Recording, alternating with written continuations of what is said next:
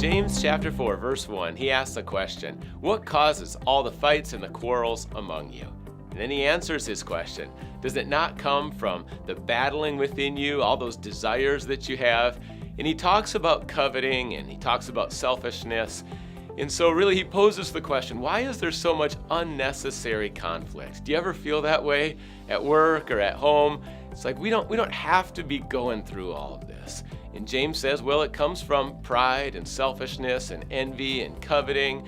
And so everyone's striving against each other, trying to exert their will, get their preferences taken care of, and not thinking about the other person. And so when that's the status, when that's the culture, there's going to be a lot of unnecessary conflict. So how do you change that?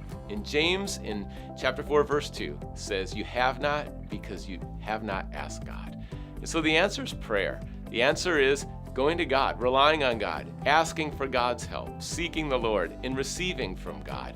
And it starts in our own hearts and lives. We receive His Holy Spirit. We'd receive His perspective, His wisdom, His humility. And when we walk in that, our relationships are going to look different. So today, instead of entering into unnecessary conflict, read James chapter 4, verses 1 and 2, and ask God. Because if we don't ask God, James says, we don't have.